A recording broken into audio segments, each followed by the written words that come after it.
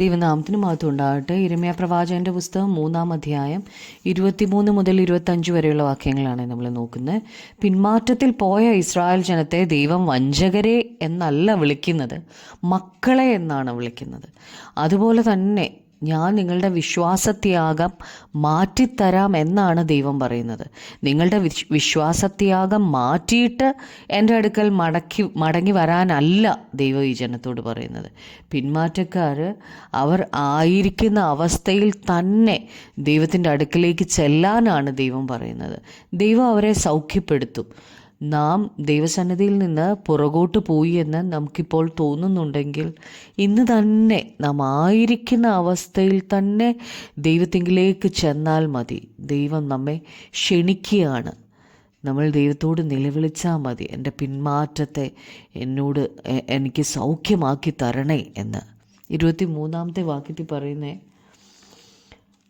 കുന്നുകളും പർവ്വതങ്ങളിലെ കോലാഹലവും വ്യർത്ഥം, ഞങ്ങളുടെ ദൈവമായ യഹോവയിൽ മാത്രമേ ഇസ്രായേലിന് രക്ഷയുള്ളൂ.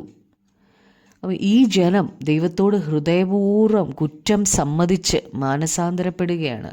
അവർ ഉയർന്ന മലകളിലും കുന്നുകളിലുമെല്ലാം പോയി അന്യദൈവങ്ങളെ സേവിച്ചതെല്ലാം അവർ വെറുതെ ചെയ്തു എന്നവർക്ക് മനസ്സിലായി.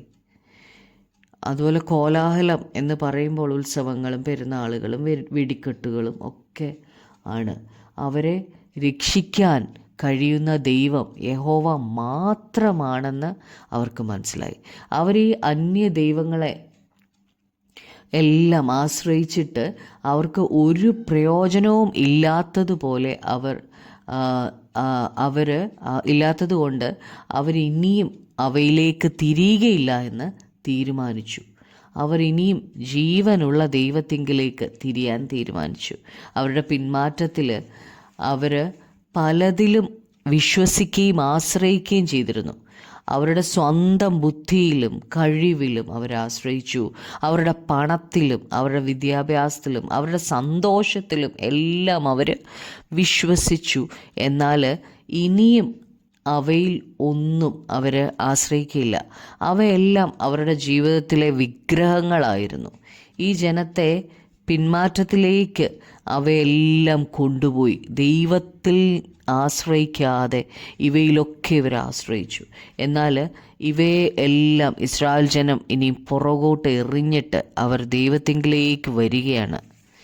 24-ാം വാക്യത്തിൽ, ലജ്ജാവിഗ്രഹങ്ങളോ ഞങ്ങളുടെ യൗവനം മുതൽ ഞങ്ങളുടെ പിതാക്കന്മാരുടെ സമ്പാദ്യത്തെയും അവരുടെ ആടുകളെയും കന്നുകാലികളെയും അവരുടെ പുത്രന്മാരെയും പുത്രിമാരെയും തിന്നുകളഞ്ഞിരിക്കുന്നു.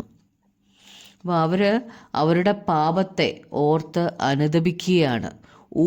വിഗ്രഹങ്ങൾക്ക് അവർ തലമുറകളായിട്ട് അവരുടെ യൗവനം മുതൽ ആടുകളെയും കന്നുകാലികളെയും മാത്രമല്ല അവരുടെ പുത്രന്മാരെയും പുത്രിമാരെയും കൂടെ അവർ യാഗം കഴിച്ചു. അവരൊന്നും ഇപ്പം ഇല്ല, നശിച്ചു പോയി, എല്ലാവരുടെ നശിച്ചു പോയി. അവർ ഇപ്പോൾ അവരുടെ പ്രവൃത്തികളെ ഓർത്ത് ലജ്ജിക്കുകയാണ്. നമ്മുടെ പിന്മാറ്റത്തിൽ നിന്ന് മടങ്ങി വരുമ്പോൾ നാം പണ്ട് ചെയ്ത പാപങ്ങളെ ഓർത്ത് നമുക്ക് ലജ്ജ തോന്നും, നമുക്ക് നമ്മോട് തന്നെ വെറുപ്പ് തോന്നും പിന്മാറ്റത്തിൽ നിന്ന് മടങ്ങി വന്നാൽ. 25-ാം വാക്യത്തിൽ, ഞങ്ങൾ ഞങ്ങളുടെ ലജ്ജയിൽ തന്നെ കിടക്കട്ടെ, ഞങ്ങളുടെ നാണം ഞങ്ങളെ മൂടട്ടെ. ഞങ്ങളും ഞങ്ങളുടെ പിതാക്കന്മാരും യൗവനം മുതൽ ഇന്നുവരെ ഞങ്ങളുടെ ദൈവമായ യഹോവയോട് പാപം ചെയ്തിരിക്കുന്നു. ഞങ്ങളുടെ ദൈവമായ യഹോവയുടെ വാക്ക് കേട്ട് അനുസരിച്ചിട്ടുമില്ല. ഇത് അവരുടെ പാപത്തെ ഓർത്ത് അവരെ അനുതപിക്കുകയാണ്. വിഗ്രഹങ്ങൾക്ക് അവർ തലമുറകളായിട്ട് അവരുടെ യൗവനം മുതൽ ആടുകളെയും ഒക്കെ യാഗം കഴിച്ചിരുന്നു. ഈ വാക്യത്തിൽ ഈ ജനത്തിൻ്റെ മാനസാന്തരത്തിൻ്റെ വാക്കുകളാണ്. ഇതാണ് ദൈവം നമ്മെക്കുറിച്ചും ആഗ്രഹിക്കുന്നത്. ദൈവത്തോട് ഒരു എക്സ്ക്യൂസും ഇപ്പം ഇവർ പറയുന്നില്ല. അവർ പറയുന്നത്, ഞങ്ങളും ഞങ്ങളുടെ പിതാക്കന്മാരും യൗവനം മുതൽ ഇന്നുവരെയും ഞങ്ങളുടെ ദൈവമായ യഹോവയുടെ പാപം ചെയ്തിരിക്കുന്നു. ഞങ്ങളുടെ ദൈവമായ യഹോവയുടെ വാക്ക് കേട്ട് അനുസരിച്ചിട്ടുമില്ല എന്നാണ് പറയുന്നത്.